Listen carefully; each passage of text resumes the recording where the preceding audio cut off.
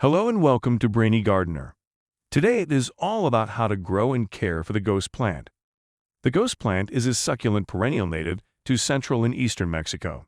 Its leaves range from gray-green to light blue to a faded pink. The leaves spiral around the stem, starkly similar to the Echeveria species, so much so that, at first glance, it is often confused as an Echeveria plant. The plant exhibits a trailing habit and produces star-shaped white flowers with a smattering of red on its stems. Indoors, there is no set time for the flowers to appear.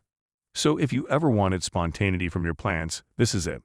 It is a popular choice for gardens and indoor plants, as it is easy to care for and can tolerate periods of neglect.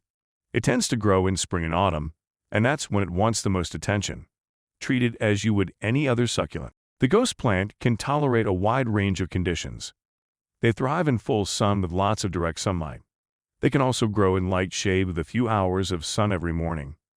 Plants grown in the shade tend to be more bluish-white, whereas those grown in full sun tend to have a more pinkish hue. These succulents are unsuited for hanging baskets, despite their trailing habit, as their leaves are too easily disturbed. However, they can serve as a suitable ground cover if there isn't much foot traffic or a part of rocky gardens. Indoors, potted plants placed on windowsills work best. Ghost plant doesn't like overwatering. Determine if your plant needs water by sticking your finger in the soil up to the second knuckle. Completely dry soil is a clear indication it's time to water. If it's still moist, wait a few more days and check again. When watering, use room temperature water and let the excess drain out of the pot. Do not allow your plant to sit in water for extended periods. The ghost plant can tolerate a wide range of temperatures. Ideal temperature range is anywhere from 50 to 85 degrees Fahrenheit. If exposed to cold temperatures, the plant can survive as long as it is provided some protection. This plant prefers low humidity conditions but can tolerate average humidity. If you live in a high humidity area, make sure there is good airflow around your plant to prevent rot. These succulents thrive in low nutrient soils and require fertilizer.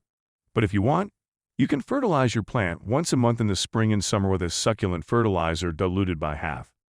Do not fertilize in autumn and winter as the plant is dormant during these months. The best way to propagate the ghost plant is by offsets or leaf cuttings.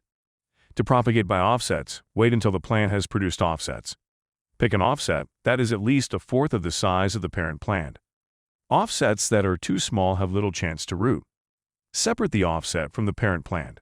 Allow the cutting to callus over for a couple of days. Plant the offset in a fresh pot of succulent mix and water deeply. After a couple of weeks, the offset will become established in its new home. Any leaf that falls off the parent plant has the potential to form its plant.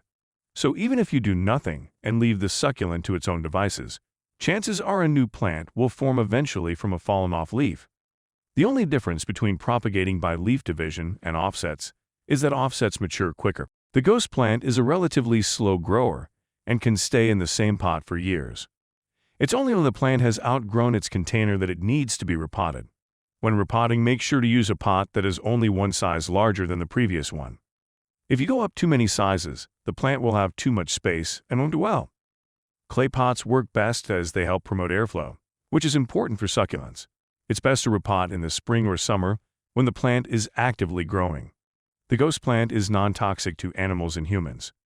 It is relatively resistant to pests and diseases, but can be susceptible to mealybugs, aphids, and scale. Treat them with an organic insecticide or neem oil if your plant is infested.